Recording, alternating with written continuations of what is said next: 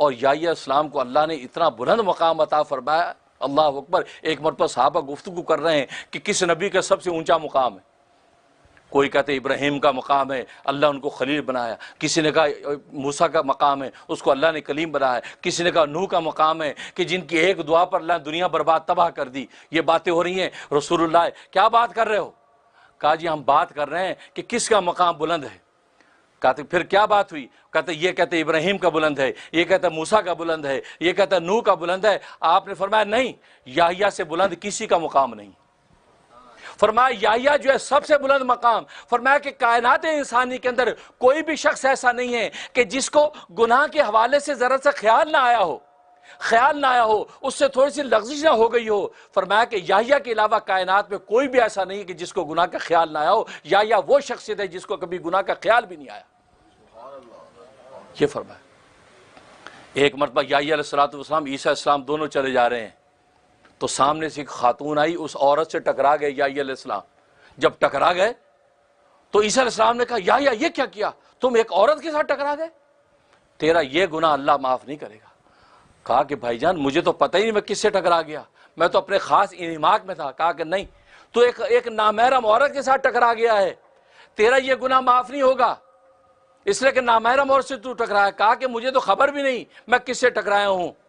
اب یہ جب اصرار بڑھا، اب یحییٰ علیہ السلام نے کہا کہ بھائی جان تو میرے دل کو نہیں جانتا کہ یحییٰ کا دل تو عرش الہی پہ لٹکا رہتا ہے، ہر وقت اللہ کی طرف متوجہ رہتا ہے. اگر کبھی میں جبرائیل کی طرف بھی متوجہ ہو جاؤں تو میں سوچتا ہوں کہ اللہ کے قرب کا حق میں نے ادا نہیں کیا. یہ تم عورت کی بات کرتے ہو، تم دنیا کی نالائق کی بات کرتے ہو، اس کا تو تصور بھی نہیں ہے. میرا قلب تو عرش الہی پر لٹکا ہوا ہے اور خدا کے دیدار کے اندر منہمک ہے. جبرائیل کی طرف بھی نگاہ کرنا میں اللہ کے قرب کے خلاف سمجھتا ہوں. اتنا اونچا مقام ان کے دل کا. یہ ہے وہ یحییٰ، ان سے ملاقات ہوئی.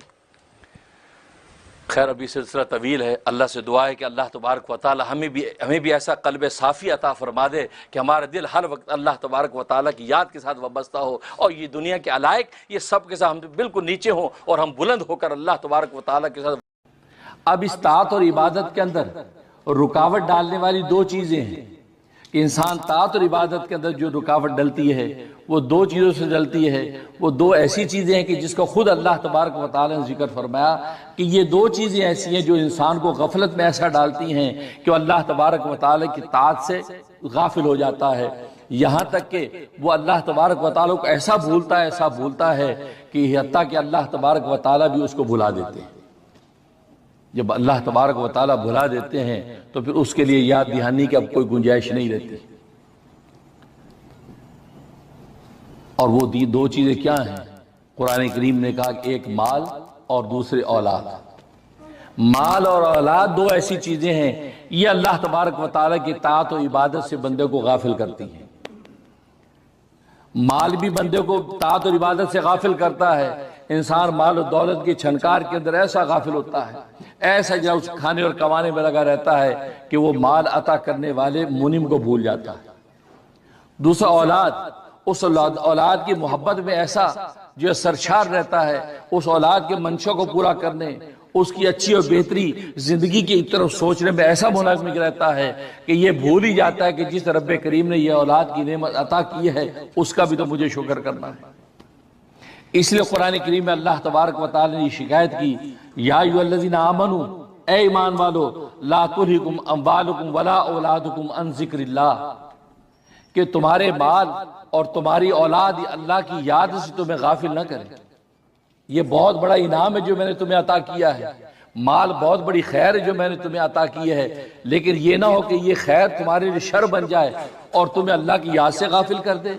مال تو تمہیں میں نے اس لیے دیا تھا تم اس مال کے سورس کو استعمال کر کے اللہ کی یاد میں اور منہمک ہو جاؤ، لیکن تمہاری حالت یہ ہے کہ تم مال کے اندر ایسے پھنس گئے جیسے مکھی شہد کے اندر پھنستی ہے، یہاں تک وہ شہد کے اندر پھنسی وہیں ہلاک ہو جاتی ہے، اس سے نکل نہیں پاتی. تم بھی اس مال کی لذت کے اندر ایسے پھنستے چلے گئے یہاں تک کہ مکھی کی طرح تم ہلاکت تک پہنچ گئے. اس لیے فرمایا کہ مال تمہیں غافل نہ کرے، اور ولا اولادکم، اور تمہاری اولاد غافل نہ کرے. اب غافل کیوں کرے گی؟ غفلت کی دو وجہ ہیں. مال سے جو غفلت پیدا ہوتی ہے عقلی غفلت پیدا ہوتی ہے، کیونکہ مال کے ساتھ جو محبت انسان کی عقلی محبت ہے، اور اولاد کے ساتھ جو محبت انسان کی طبی محبت ہے۔ مال عقلی طور پہ انسان کا مرغوب ہے، انسان سوچتا ہے مال ہوگا تو اچھا کھائیں گے، مال ہوگا تو اچھا پئیں گے، مال ہوگا تو اچھا پہنیں گے، مال ہوگا تو اچھا محل بنائیں گے، مال ہوگا تو اچھی گاڑی خریدیں گے، مال ہوگا تو اچھی عورت سے شادی کریں گے۔ تو مال، یہ چونکہ ساری کی ساری یہ چیزیں مال کی بنیاد پر ملتی ہیں، تو لہذا عقلی طور پر وہ مال کو مرغوب سمجھتا ہے، ارے مال ہوگا تو سب کچھ ہے، اگر مایا نہیں ہے تو پھر کچھ بھی نہیں ہے۔ لہذا مال کے اس کمانے میں اس کی اس قدر اس کا میلان ہو جاتا ہے کہ مال عطا کرنے والے کو بھول جاتا ہے۔ اس لیے مال کو مال کہتے ہیں، کیونکہ مال کا لفظ میلان سے ہے۔ میلان کا مطلب یہ ہے کہ انسان کی طبیعت ادھر مائل ہوتی ہے، اور مال ایک ایسی چیز ہے کہ اس کی طرف انسان کی طبیعت مائل ہوتی ہے، انسان کی طبیعت کا میلان اس کی طرف رہتا ہے۔ لہذا ہر وقت انسان مال پر نگاہ رکھتا ہے کہ میری پروموشن کیسے ہو سکتی ہے تاکہ مال بڑھے گا، مجھے اگلا عہدہ کیسے مل سکتا ہے تاکہ مال بڑھے گا، مجھے وہ سیٹ کیسے مل سکتی ہے، ایک سائن پر مجھے چیک ملے، وہ تو گویا کہ مال اس کے دماغ میں گھومتا ہے۔ تو مال کے اندر میلان ہے، انسان کی طبیعت ادھر مائل ہوتی ہے، اس میلان کی وجہ سے انسان مال کی طرف جھکاؤ کرتا ہے۔ اور اللہ تبارک و تعالی نے مال کو ایسی آزمائش بنایا، ایسا بے وفا دوست بنایا کہ یہ جب تک تمہارے پاس رہتا آپ کے کسی کام کا نہیں، آپ کے $100 جیب میں ہے کسی کام کے نہیں ہے، جب تک یہ نکل کے کسی دوسرے کی جیب میں جا کے آپ سے بے وفائی نہیں کریں گے، اس وقت تک آپ کو نفع ہی نہیں دے سکتے۔ آپ جیب میں $100 لے کے یہ 2 روٹیاں دینا، ہاں جی پیسے، یار پیسے روٹی دو، یار پیسے دو، اسی پر جھگڑا ہوگا۔ روٹی اس وقت آپ ہاتھ میں نہیں آئے گی جب تک اس بے وفا دوست کو نکال کے اس کی جیب میں نہ ڈالیں گے۔ تو اس کی نیچر میں اللہ نے بے وفائی رکھی ہے، یہ آپ کے پاس خزانہ بن کے پڑا رہے، آپ کے کسی کام کا نہیں ہے۔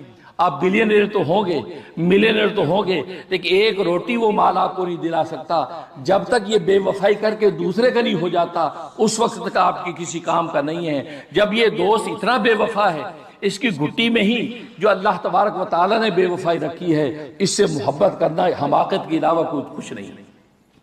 آمق ہوگا جو اس سے محبت کرے گا، ہاں ضرورت کا تعلق اگر رکھے گا تو یہ کامیاب ہو جائے گا۔ جہاں ضرورت ہوگی کھل کے مال خرچ کرے گا، جہاں ضرورت نہیں وہاں مال کو ہولڈ کرے گا۔ بس ضرورت کا تعلق اس کے قائم رہے گا تو اللہ تبارک و تعالیٰ اس مال کو آپ کے لیے ایسا نافع بنائیں گے، اس مال کے ذریعے سے دنیا میں بیٹھ کے آپ جنت کو خرید لیں گے۔ چنانچہ صحابہ نے اس مال سے جنت خریدی نہیں، مال لٹایا جنتوں کے فیصلے کرتی ہے۔ عثمان غنی رضی اللہ تعالیٰ مال لٹایا، نبی نے دنیا میں جنت کی بشارت دے دی۔ تو مال کام کی ایسی چیز ہے کہ اگر آپ نے اس کو صحیح جگہ لٹا دیا تو آپ کو دنیا میں جنت کے فیصلے کرا دے گا، لیکن اگر آپ نے اس کو ہولڈ کیے رکھا، خرچ نہ کیا، بخل اور کنجوسی کی وجہ سے اپنے سینے سے لگائے رکھا، نہیں میں مال خرچ نہیں کروں گا، تو پھر یہ مال آپ کے کسی کام نہیں، یہاں تک کہ اس مال کے اندر مکھی جیسے شہد میں ہلاک ہو جاتی ہے، ایسے انسان مال میں ہلاک ہو جاتا ہے۔ تو مال سے غفلت پیدا ہوتی عقلی طور پر، اور اولاد کے ساتھ جو محبت ہے وہ طبعی ہے۔ انسان عقلی طور پر اپنی اولاد کو جتنا بھی ابا کرے کہ نہیں یہ اولاد گندی ہے، یہ نافرمان ہے، مجھے اس سے کوئی تعلق نہیں رکھنا، لیکن اندر کا جو خونی رشتہ وہ پھر اولاد کی طرف اس کو متوجہ کرے گا۔ کتنے واقعات ہیں، باپوں نے بچوں کو گھر سے نکال دیا، ماں نے ٹھوکر مار دی، لیکن بعد میں دل تڑپ رہا ہے کہ میری بیٹی، ہائے میرا بیٹا، ہائے میرا بچہ، کیوں؟ وہ خونی رشتہ ہے۔ تو طبی میلان جو اولاد کے ساتھ ہے، یہ طبی میلان انسان کو غافل کر دیتا ہے، انسان اتنا اس کی طرف مائل ہو جاتا ہے کہ وہ دیکھتا ہی نہیں کہ طبیعت تو یہ کہتی ہے لیکن شریعت کیا کہتی ہے۔ بس یہ تقابل آتا ہے تو وہ طبیعت پر وہ شریعت کو غالب نہیں کرتا، بلکہ شریعت پر طبیعت کو غالب کر کے وہ اپنی اولاد کے لیے وہ کر دیتا ہے کہ جو اللہ تبارک و تعالیٰ کی شریعت اس کی اجازت نہیں دیتی، یہاں تک دنیا میں اس کے لیے ہلاکت کا فیصلہ ہو جاتا ہے۔ تو گویا کہ یہ دو چیزیں ہیں جو اللہ کی اطاعت اور عبادت سے روکتی ہیں، ایک مال وہ اپنے عقلی میلان کی وجہ سے، اور دوسری اولاد اپنی طبی میلان کی وجہ سے وہ اللہ تبارک و تعالیٰ کی اطاعت سے روکتی ہے۔ جانتے کہ قسط وار ہم نے یہ سلسلہ شروع کر رکھا ہے کہ جس میں اولیاء اللہ کی صفات و اخلاق بتلاتے ہیں، اور اب تک تقریباً 45 اولیاء اللہ کے جو ہے صفات و اخلاق ذکر ہو گئے ہیں، اور آج 10ویں قسط ہے، اور ایک قسط میں ہم 5 اخلاق و صفات ذکر کرتے ہیں، تو آج 10ویں قسط ہے تو 5 اخلاق و صفات پر گفتگو کریں گے، اور یوں تقریباً جو 50 اخلاق و صفات اولیاء کاملین کے ہمارے سامنے آ جائیں گے، اور ظاہر ہے کہ ہمارے لیے بڑی مشعل راہ ہے۔ جہاں تک اولیاء اللہ کے اخلاق و صفات میں سے ایک صفت یہ ہے کہ یہ جو ہے اولیاء کاملین جو ہے وہ رقت قلب اور گریہ و بکا جو ہے ان پر طاری رہتا ہے، یعنی رقیق قلب ہوتے ہیں اور آہ و بکا اللہ تبارک و تعالیٰ کے لیے بہت کرتے ہیں، اور یہ اس لیے کرتے ہیں کہ یہ اللہ تبارک و تعالیٰ کے سامنے پیش ہونے سے ڈرتے ہیں، اور ان پر یہ خوف طاری رہتا ہے کہ جو ہم نے عبادات کی ہیں اور جو دنیا کے اندر جو اشیاء و اذکار کیے ہیں پتہ نہیں اللہ تبارک و تعالیٰ کے ہاں کیا قیمت لگے، اور کل اللہ کے سامنے جب پیش ہوں تو پتہ نہیں کس حال میں پیشی ہو کہ اللہ ہم سے راضی ہے یا ناراض ہے۔ بس یہ تصور باندھتے ہیں اور وہ رونے لگتے ہیں، اس قدر روتے ہیں کہ شب و روز رونے میں گزر جاتی ہے، دل ان کے نرم ہو جاتے ہیں اور آنکھوں سے آنسو جاری ہوتے ہیں، وہ کہ دل فگار ہوتا ہے اور آنکھیں اشکبار ہوتی ہیں۔ چنانچہ حضرت عمر فاروق رضی اللہ تعالیٰ عنہ کے بارے میں آتا ہے کہ وہ اتنا روتے تھے کہ ان کے جو گالوں کے اوپر 2 سیاہ لکیریں بن گئی تھی، مسلسل آنسو بہنے کی وجہ سے وہ کہ سیاہ لکیریں جو ہے وہ گالوں پہ بن گئی۔ اور رابعہ عدویہ یہ اللہ تبارک و تعالیٰ کی بڑی ایک نیک بندی اور ولیہ گزری ہیں، وہ اس قدر روتی تھی اور رو رو کے اپنے آنسو جو ہے وہ سائڈ پہ جھاڑتی تھی کہ وہ جگہ اتنی گیلی ہو جاتی کہ کوئی نیا آنے والا دیکھتا تو ایسے لگتا کہ کسی نے یہاں وضو کیا ہے، اتنا رو۔ اور ظاہر کہ حدیث میں آتا ہے کہ اگر خوف خدا سے کوئی شخص رویا اور ایک آنسو جو مکھی کے سر کے برابر ہو اس کی آنکھ سے اگر ٹپک جائے تو اللہ تبارک و تعالیٰ اس آنسو سے اس کی جہنم کو بجھا دیتے ہیں۔ اور یہاں ان اولیاء کاملین کی حالت یہ ہے کہ اس قدر گریہ طاری ہے کہ وہ اللہ تبارک و تعالیٰ کی یاد میں اور اپنی ذات کو دیکھ کر جو روتے ہیں۔ تو یہ ان کے خاص وصف ہے کہ اولیاء کاملین کا دل نرم ہو جاتا ہے اور آنکھیں ان کی اشکبار رہتی ہیں اور ہر وقت اللہ تبارک و تعالیٰ کی یاد میں روتے ہیں، یہ ان کا ایک وصف۔ اور دوسرا ان کا وصف یہ کہ محاسبہ نفس کرتے ہیں، اپنے نفس کے محاسبے میں رہتے ہیں، کسی دوسرے پر جو ہے وہ تنقید کرنے کے بجائے، کسی دوسرے پر عیب اور نقص کی انگلی اٹھانے کے بجائے اپنے نفس کو دیکھتے ہیں، اپنے نفس کے محاسبے میں مبتلا رہتے ہیں، یہاں تک کہ وہ یہ دیکھتے ہیں کہ گناہوں میں ہنسنا تو دور کی بات ہے، خود اپنی طاعت کے اندر کوتاہی کا تصور کر کے جو ہے وہ اپنے جو اللہ کے سامنے شرمندہ رہتے ہیں۔ یعنی عام آدمی تو گناہوں کی حالت میں یہ ہنستا بستا نظر آتا ہے، اور یہ طاعت کی حالت میں بھی یہ ان کے اوپر فکر طاری رہتی ہے کہ پتہ نہیں اللہ تبارک و تعالیٰ کی ہماری عبادت کی کیا قیمت لگی ہے۔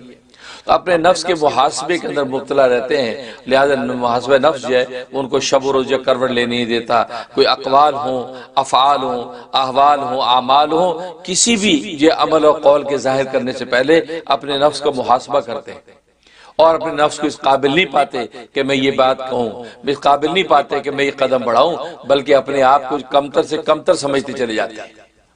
لہٰذا اس محاسبہ نفس کے نتیجے میں وہ اسی فکر میں رہتے ہیں کہ کل کو اللہ تبارک و تعالیٰ کی پتہ نہیں کیا قیمت لگے گی، اور اپنے ایک ایک قول کی شب و روز جو ہے وہ اس کو پڑتال کرتے رہتے ہیں کہ یہ میں نے جو کام کیا اللہ اللہ کے رسول کے منشا کے مطابق تھا کہ نہیں۔ سونے سے پہلے اپنے پورے نفس کا محاسبہ کر کے سوتے ہیں تاکہ پتہ چلے کہ دن بھر کے اندر کیا کوتاہیاں ہوئیں، کیا غفلت ہوئیں، اور اللہ تبارک و تعالیٰ کے سامنے ہم کیا امید رکھیں۔ تو یہ محاسبہ نفس جو ہے یہ اس سے کبھی غافل نہیں ہوتے۔ اور تیسرا اس کے اندر یہ وصف یہ ہے کہ یہ طول عمل کو ترک کر دیتے ہیں، لمبی لمبی امیدیں نہیں باندھتے، یہاں تک کہ یہ اپنے ذاتی بڑے بڑے مکان نہیں بناتے، کیونکہ یہ سوچتے کہ ہمیں اگلے سانس کی بھی توقع نہیں ہے کہ اگلا سانس بھی آئے گا یا نہیں، یا جو سانس ہم نے اندر کھینچا تھا وہ سانس باہر نکلے گا یا نہیں۔ یعنی اس قدر یہ اپنی جو آخرت کا تصور باندھے رکھتے ہیں کہ وہ یہ کہتے ہیں کہ بس یہ کچا پکا گھر کوٹھا ہو جس پہ سر جو ڈھانپ لے انسان، اور خارجی جو انسان قدرتی آفات سے محفوظ رہے، اور بس اللہ تبارک و تعالیٰ کی بات میں لگا رہے۔ لہذا یہ تصور باندھ کے یہ طول عمل سے اعتراض کرتے ہیں کہ لمبی لمبی امیدیں نہیں باندھتے، اور یہ سوچتے ہیں کہ پتہ نہیں کب بلاوا آ جائے۔ یہاں تک کہ جب گفتگو کر رہے ہوتے ہیں ان کو یہ توقع نہیں ہوتی کہ یہ گفتگو سے میں فارغ ہوں۔